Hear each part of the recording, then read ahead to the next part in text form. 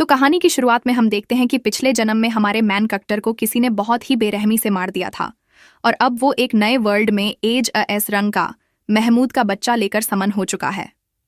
एक बहुत ही खतरनाक प्राणी होता है जो कि एस रैंक का होता है और उसे कोई भी नहीं हरा पाता, यहां तक कि गॉड भी नहीं। वहीं हम देखते हैं कि हमारा मैन कक्टर एक ही बहुत ही तगड़े से नजर में समन हो चुका है। एस रंग का महमूद का बच्चा वो सबसे पहले पानी में देखता है और देखता है क्या मैं एक महमूद बन चुका हूं। वहीं दूसरी तरफ हम देखते हैं कि एक सुंदर सी एल्फ एकदम सज धज कर बिल्कुल तैयार हो चुकी है उसी में जाने के लिए, ताकि वो वहां रहकर मॉन्स्टर की हंटिंग कर सके। हमारा मैन कक्टर के पास काफी ज्यादा पावर भी आ चुकी है, जैसे कि एलिमेंट हॉलिंग और उसी के साथ साथ एब्जॉर्ब स्किल। वो सबसे पहले एक स्लाइम को देखता है और अचानक से उस पर वॉर करना शुरू कर लेता है अपनी एलिमेंट हॉलिंग की पावर से, और वो स्लाइम एक ही शॉट में बिल्कुल खत्म हो चुका था। उसके बाद वो उसे एब्जॉर्ब कर लेता है क्योंकि उसके पास एब्जॉर्ब स्किल भी थी, स्लाइम की पावर भी बिल्कुल आ चुकी थी। उसके बाद वो बचे कुछ स्लाइम को अपने आइटम बॉक्स में रख लेता है। उसे पता चलता है कि उसके पास तो काफी क्रेजी लेवल की पावर है। वहीं दूसरी तरफ हम देखते हैं कि वो सुंदर एल्फ भी डंजो में जाने के लिए बिल्कुल रेडी हो चुकी है। डंजो के गाड़ू से पहले तो जाने नहीं देते, पर उसके बाद वो एक लॉकेट दिखाती है जिसके बाद वो एलिजिबल हो चुकी थी डंजो में आने के लिए। वहीं दूसरी तरफ हमारे मैन कैरेक्टर को तो बहुत ज्यादा मजा आ रहा है उस अंजर में, क्योंकि वहां पर उसे काफी नई नई चीजें देखने के लिए मिल रही हैं। और वैसे भी ये उसका एक इकाई एडवेंचर है। वो उस डंजों के अंदर बहुत ही लो लेवल के रैंक के मॉन्स्टर को हरा देता है और उसी के साथ साथ उनकी पावर्स को भी कॉपी कर लेता है अपनी पावर की हेल्प से। और वो साथ ही साथ में एक सांप को मारता है, एक ड्रैगन को मारता है, एक बिच्छू को मारता है, और उसके बाद वो डंजों को एक्सप्लोर करना चालू करता है कि इतने में वो अपने सामने एक चेस्ट को देखता है। उसके मन में काफी ज्यादा लाल जा चुकी थी। उसे लगा था कि वहां पर उसे काफी ज्यादा चीजें मिलने वाली हैं, पर जैसे ही वो उस चेस्ट को खोलता है वो अचानक से कहीं तो टेलीप हो चुका था। क्या मैं टेलीप हो चुका हूं? इतने में उसके सामने एक बहुत ही खतरनाक एस रैंक का एक ड्रैगन होता है। वो उसे कहता है, तो तुम आ ही गए महमूद के बच्चे। इन्हें में ही वो बिल्ला उस पर अपनी एलिमेंट हॉलिंग का टैग करता है, पर उसे तो कुछ भी फर्क नहीं पड़ता। वो उसे बोलता है, चुपचाप यहां से निकल जाओ क्योंकि मैं तुम्हें बिल्कुल खत्म करने वाला हूं। तने में वो ड्रैगन उस पर एक पंजा मारता है और उसे एक पंजे में ही गंजा कर लेता है। वो शील्ड का यूज तो करता है पर कुछ भी नहीं होता, और उसके बाद उस बिल्ले का बहुत ज्यादा खून बहना शुरू करता है, यानी कि हमारे मेन कक्टर का वो मरने वाला, ताकि इतने में वो वहां से कहीं तो टेलीप हो चुका था, यानी कि उसके पास थोड़ी बहुत जान तो बच ही चुकी थी और अब वो मरने के बहुत ज्यादा करीब था क्योंकि उसका ब्लड काफी ज्यादा लॉस हो चुका था। कितने में हमारे मैन कक्टर को वही सुंदर सी एल्फ दिखती है। वो एल्फ उसे अपने घर ले आती है और अचानक से उसकी आंख खुलती है। वो बहुत ही क्यूट तरीके से आर्या को देख रहा था, और हाँ, उस एल्फ का नाम यही था। एल्फ उसका बहुत ख्याल रखता है और उसे वापस से जिंदा भी कर लेती है। उसे खाने के लिए भी बहुत कुछ लेती है और उसे बहुत कुछ दिखाती भी है और उसे अपना पेट बना कर रखती है। उनके बीच काफी ज्यादा तगड़ी बॉन्डिंग सी बनना शुरू हो चुकी थी।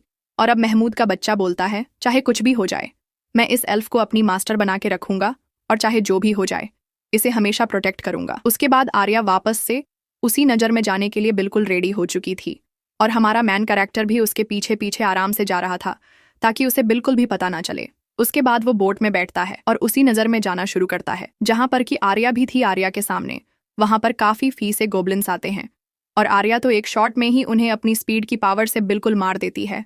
वो लगभग हर एक गोब्लिन को मार देती है, पर इतने में ही वहां पर एक मेज गॉब्लिन आ चुका था। वो अपने मैजिक की पावर का यूज करके आर्या पर एक फायर बॉल मारता है। वो मरने वाली थी कि इतने में वहां पर हमारा मैन कक्टर आता है और जैसे तैसे करके आर्या को बचा लेता है। उसके पास वैसे भी एस रैंक की पावर थी। उसके बाद वो उस गॉब्लिन के मुंह पर पंजा मारता है और उसे गंजा कर लेता है। इतने में ही आर्या भी उसी बिल्ले को वापस से देखती है और बोलती है, बाऊ, तुमने मेरी जान बचाई, आज तुम यहीं पर रहोगे। और हमारा मैन कक्टर साक्षात स्वर्ग में था। उसके बाद आर्य और हमारा मैन कक्टर एक अजीब सी एडवेंचर गिलम में जाता है ताकि वो लोग अपनी कपट्टी कर सके। कि इतने में हम देखते हैं कि वहां पर एक अजीब सा आदमी आता है और उसकी नीयत बिल्कुल भी खराब नहीं थी। हट साला, वो आर्य को बहुत बुरा बुरा बोलता है। कितने में मैन कक्टर उसे भी एक पंजा मारता है। वो अपनी तलवार निकालता है कि इतने में वहां पर गिल्ड का बॉस आ चुका था और वो उसे वहां से भगा लेता है। वो उसे बोलता है, आखिरकार ये है कौन? उसके बाद आर्या भी महमूद के बच्चे को से इंट्रोड्यूस करवाती है। सभी लोगों को तो ये लग रहा था कि ये सिर्फ और सिर्फ एक आम सा बिल्ला है, पर ऐसा कुछ भी नहीं था क्योंकि एक एस रैंक का मस्टर था जिसके पास की काफी क्रेजी पावर थी और यही हमारा मैन कैरेक्टर भी था। उसके बाद सभी लोग इसे देखकर बिल्कुल खुश हो चुके थे, क्योंकि ये तो काफी ज्यादा क्यूट था। एडवेंचर गिल्ड का मालिक आर्य को समझाता है कि तुम्हें बिल्कुल सोच समझकर बोलना चाहिए, क्योंकि जिस आदमी को अभी अभी इस बिल्ले ने मारा है वो काफी ज्यादा खतरनाक है, कुछ ज्यादा ही पी लेती है। और अब वो बोलती है, तुम हमेशा मेरे साथ रहने वाले हो। और ये सुनकर मैन कैरेक्टर बिल्कुल खुश हो चुका था। वो सोचता है कि अब चाहे जो भी हो जाए मैं इसे अपने पास ही रखूंगा। और उसके बाद वो दोनों ही साथ में बहुत मजे करते हैं। वो बोलता है कि अब ये मेरी मास्टर है और मैं इसे कुछ भी नहीं देखूंगा। वो अपने मन में यही कह रहा था, चाहे जो भी हो जाए मैं अपने मास्टर को बिल्कुल भी ऐसे नहीं देख सकता। मैं अपने मास्टर के साथ बिल्कुल भी नहाने के लिए नहीं जाऊंगा। पर वो ऐसा कुछ भी नहीं कर पाता, क्योंकि आर्या तो जहां कहीं भी वो जाती है वो उसे अपने साथ हमेशा ही रखती है।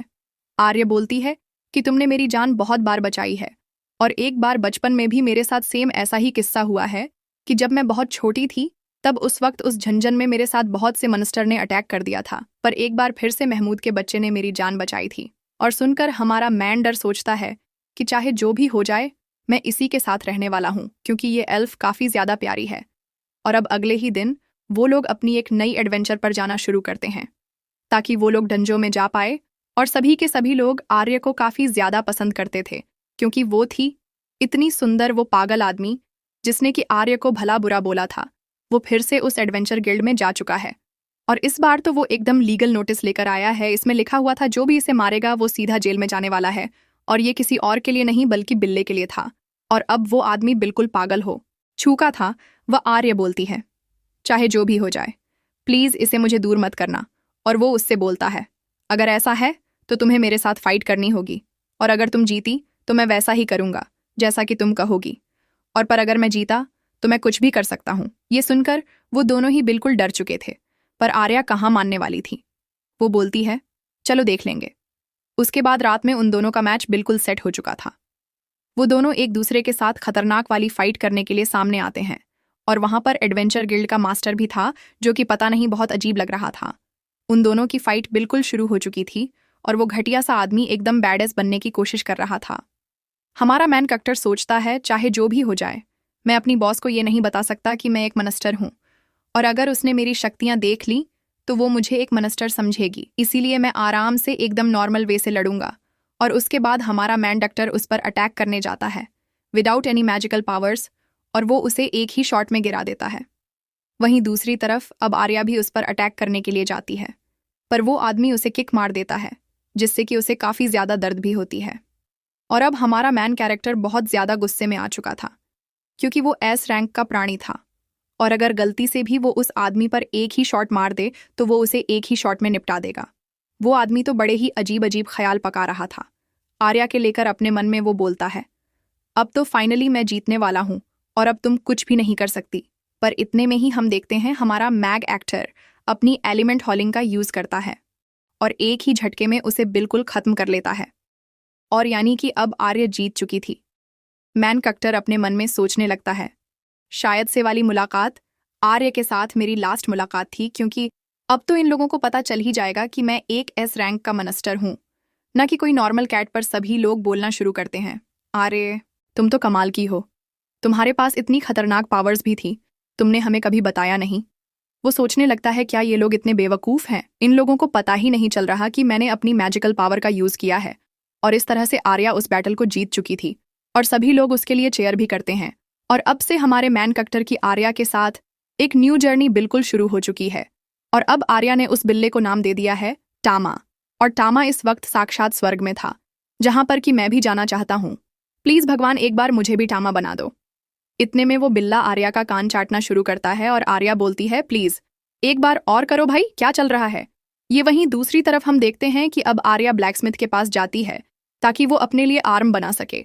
कितने में वो ब्लैकस्मिथ, जिसका नाम की वल्कन होता है, वो देखती है टामा को, और वो बोलती है, वाओ ये तो बहुत क्यूट सी बिल्ली है।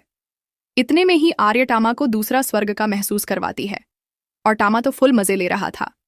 इतने में वल्का बोलती है कि जो भी तुमने मुझे आर्मरर के लिए दिए थे वो भी बन रहे हैं, और इसमें काफी ज्यादा टाइम लगने वाला है। हम आर्या बोलती है कि मैं चाहती हूँ कि तुम मेरे लिए नहीं बल्कि टामा के लिए एक आर्म बनाओ, और वल्कन भी इस बात से बिल्कुल अग्री हो चुकी थी। वो पूरी मेजरमेंट लेती है टामा की, और उसके बाद पूरी रात बहुत ज्यादा मेहनत करके टामा के लिए एक बहुत ही क्रेजी सा आर्मरर बनाना शुरू करती है। और सभी लोगों को वह आर्मर काफी ज्यादा पसंद आता है। और अब आर्या तो टामा के प्यार में और ज्यादा गिर चुकी थी। वो लोग अब काफी ज्यादा खुश हो चुके थे। टामा को देखकर आर्या वल्कन को बोलती है कि मैंने तुम्हें स्वॉर्ड बनाने के लिए भी बोला था। वल्कन कहती है कि मैंने स्वॉर्ड तो बना ली है, पर वो इतनी अच्छी नहीं बनी, जिसे देखकर कि आर्या बिल्कुल नाराज हो चुकी थी, क्योंकि उसे स्वॉर्ड का इस्तेमाल करना बिल्कुल भी नहीं आता था। और जो स्वॉर्ड वल्कन ने बना थी वो काफी ज्यादा वीक थी। वल्कन बोलती है कि क्यों ना हम लोग एक ग्रुप बना ले, और तब मैं तुम्हें देख लूंगी कि आखिरकार तुम्हारा फाइटिंग स्टाइल क्या है, जिसकी हेल्प से मैं तुम्हारे लिए एक बहुत ही ज्यादा क्रेजी सी स्वॉर्ड बना लूंगी। वो लोग ऐसा करने के लिए मान जा आते हैं, और अगले ही पल वो एक डेंजर में जाते हैं, ताकि वल्कन आर्या का फाइटिंग स्टाइल देख सके और वो उसके लिए एक स्वॉर्ड बना सके। वहीं हम देखते हैं कि वल्कन तो एक कमाल की फाइटर थी।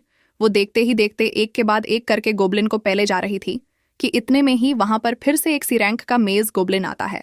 वो उस पर फाइट मैजिक का यूज करता है कि इतने में ही वल्कन के पास एक आर्मरर होता है, किसी भी मैजिक को अपने अंदर एब्जॉर्ब कर सकता है और जिसे कि वो फायर में कन्वर्ट कर सकता है। और उसके बाद वो कुछ फायर पंचेस का यूज करके उस गॉब्लिन को ही मार देती है। वो डंजों के नेक्स्ट लेवल पहुंचते हैं और वहां पर उन लोगों को एक औरत दिखाई देता है और काफी ज्यादा खतरनाक था। वलक आर्या को बोलती है कि अब तुम्हारी बारी है, क्योंकि मुझे देखना है कि आखिरकार तुम्हारा फाइटिंग स्टाइल क्या है। और उसके बाद आर्या डरते डरते उस और पर अटैक करना शुरू करती है। उस और के पास काफी क्रेजी पावर थी, वो आर्या पर अटैक कर देता है, पर वक्त पर टामा उसके पास आता है और वो आर्या को जैसे तैसे करके बचा लेता है। और मौका देखते ही आर्या भी उसकी मुंडी बिल्कुल उड़ा देती है, यानी कि उन लोगों ने और को मार दिया था। बल्किन आर्या के पास आती है और बोलती है कि मुझे पता चल चुका है कि आखिरकार तुम्हारा वीक पॉइंट क्या है, पर सबसे पहले तुम्हें एक और फाइट करनी होगी। उसके बाद वो लोग डंजो के नेक्स्ट लेवल पर जाते हैं और वहां पर उन लोगों को पापा स्लाइम मिलता है, जिसका नाम की रोपर होता है।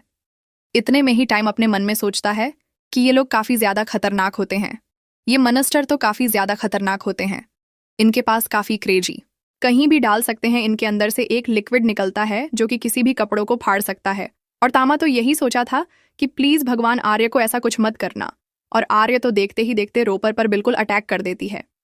रोपर के काफी ज्यादा टेंटिकल थे, वो एक के बाद एक टेंटिकल से आर्य पर अटैक रहा था, पर आर्य की स्पीड काफी ज्यादा क्रेजी थी। वो जैसे तैसे करके उसे बचने की कोशिश कर रही थी कि इतने में वहां पर दूसरा यानी कि 2 रोपर आ चुके थे। आर्या की एक स्वर्ड बिल्कुल गायब हो चुकी थी और आर्या के पास सिर्फ एक स्कड रह चुकी थी, पर इसके कारण उसकी स्पीड काफी ज्यादा खतरनाक हो चुकी थी। अचानक से उसकी वो वाली स्कड भी बिल्कुल टूट चुकी थी और अब उसकी आंखों के सामने लड़ने के लिए 2 रोपर है कि इतने में ही वल्कन उसे चाकू देती है और उसके बाद आर्या उन लोगों पर चाकू से अटैक करना शुरू करती है। उसकी स्पीड एकदम गॉड लेवल की बन चुकी थी। वह जल्दी से रोपर से पीछे आती है और उन पर हमला करना शुरू करती है। वो एक के बाद एक करके उन लोगों पर हमला करती है कि इतने में अचानक से वो रोपर्स अपने टेंटाकल्स की हेल्प से आर्या पर एकदम वाइट लिक्विड डाल देते हैं। पता नहीं ये क्या था, जिसकी वजह से अब आर्या को काफी ज्यादा गुस्सा चुका था। उसकी एक नई एबिलिटी भी अनलॉक हो चुकी थी। वो एक के बाद एक करके उन रोपर्स के टेंटकल्स को काटना बिल्कुल शुरू कर लेती है। तामा अपने मन में सोचता है कि क्या होगा अगर मैं इन लोगों को खा लूं, क्या पता इनकी एबिलिटी मेरे पास भी आ जाए। पर वो जैसे ही उन रोपर्स का पहला बाइट लेता है, उसको उनका टेस्ट बिल्कुल भी पसंद नहीं आता। छी भाई, ये क्या टट्टी खा ली, छी भाई ये क्या खा लिया मैंने। कि आर्या तो बिल्कुल पागलों की तरह रोपर पर फिर से अटैक कर रही है, ऊपर बिल्कुल मर चुके हैं। वो बोल रही थी, आखिरकार तुम्हारी हिम्मत कैसे हुई मेरे ऊपर फाइट लिक्विड डालने की, ये हक तो सिर्फ टामा को है।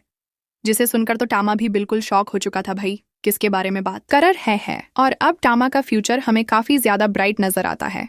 वो लोग डिसाइड करते हैं कि वो लोग डंजों के नेक्स्ट लेवल पर जाएंगे ताकि वो लोग आर्या की न्यू मैजिकल पावर को देख पाए। आर्या को भी अब समझ आ चुका था कि उसे स्वर्ड का यूज नहीं करना चाहिए, बल्कि नाइफ का यूज करना चाहिए, जिसकी हेल्प से कि वो और ज्यादा शक्तिशाली बन सकती है। अगले ही पल वो लोग एक डंजों के नेक्स्ट लेवल पर जाते हैं, जहां पर कि उन लोगों को एक अजीब सा स्टोन दिखाई देता है।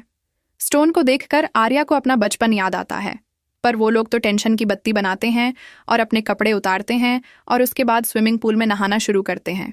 तामा सोचता है, आखिरकार ये मैं किस स्वर्ग में आ गया, भगवान प्लीज एक बार मुझे भी तामा बना दो। वल्कन और आर्या दोनों ही अपने पूरे के पूरे कपड़े निकालकर तामा के साथ बिल्कुल एकदम मस्त नहाने में बिजी थे और तामा भी आनंद ले रहा था कि इतने में वल्कन आर्य को बोलती है कि तुम्हें इन बिल्लों से बिल्कुल दूर आना चाहिए, क्योंकि जैसे जैसे करके ये बिल्ले बिल्कुल बड़े होते रहेगी ये एकदम ठरकी बन जाते हैं। इतने में आर्या बोलती है, मैं तो चाहती हूँ कि आखिर का टामा कब बड़ा हो जाए और एकदम क्रेजी बन जाए, क्योंकि आर्य के प्लान टामा को लेकर बिल्कुल ही अलग थे। उसको तो एक और छोटा सा टामा चाहिए था। अगले ही पल वो लोग डंजों के लेवल 4 पर जाना शुरू करते हैं और वहां पर उन लोगों को एक खतरनाक मॉन्स्टर मिलता है जिसका नाम कि मेरेडोर था। मेरेडोर की बाहरी बॉडी काफी ज्यादा खतरनाक होती है, स्टील से भी ज्यादा खतरनाक। आर्या उस पर फिर से अटैक करना शुरू करती है और आर्य अपनी नाइफ की हेल्प से उसकी आंखों को बिल्कुल फोड़ देती है, जिसके कारण से वो बिल्कुल पागल हो चुका था और वो इधर उधर डंजों को बिल्कुल तबाह करने में बिजी था। कितना में हम देखते हैं कि कुछ पत्थरों से वल्कन मरने वाली थी। कितने में ही उसके पास टामा आ चुका था और टामा फाइनली वल्कन को बचा लेता है और फाइनली आर्य भी अपनी कुछ पावर की हेल्प से उस मेरा डर को मार देती है। और अब वो लोग वापस ही अपने गिल्ड में जाते हैं और वहां पर उन लोगों के गिल्ड की बॉस ये देखकर बिल्कुल हैरान हो चुकी थी कि आखिरकार कैसे ये आर्या इतनी ज्यादा पावरफुल बन चुकी है। इसके पास तो एकदम क्रेजी वाली पावर्स भी आ चुकी है। और उसके बाद वो सभी लोग आराम से पार्टी करते हैं क्योंकि उन लोगों ने डंजों को हराया। जो था वल्कन बोलती है कि हम लोगों को ऑफिशियल एक टीम बनानी चाहिए क्योंकि मुझे टामा के साथ और रहना है। और हाँ, वो दोनों लड़कियां ही मामा में काफी ज्यादा एक्साइटेड होती हैं क्योंकि टामा था ही इतना क्रेजी। उसके बाद रात के समय दोनों लड़कियों के साथ टामा बहुत आराम से सो रहा था और वो दोनों ही सपने में बहुत कुछ बड़बड़ा रही थी। वो बोलती है टामा आराम से, और टामा तो यही सोचा था कि काश मैं इंसान बनकर इस वर्ल्ड में रीइंकारनेट होता तो बहुत ज्यादा मजा आता।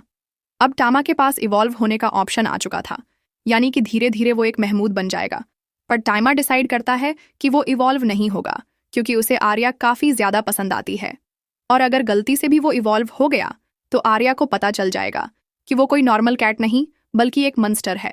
और उसके अगले ही दिन आर्या एकदम सच धज करल तैयार होती है कि इतने में उसे रास्ते में एक लाला नाम का एक अजीब सा बच्चा दिखता है। थोड़े बहुत लोग पीट रहे थे टामा को देखते हैं, उन लोगों के बिल्कुल फट जाती है। अरे भाई, यहाँ से निकल जाते हैं, इसने हमारे मास्टर को ठोका था। और उसके बाद सुंदर सी आर्या लाला नाम के बच्चे को ऑनरफन में ले जाती है।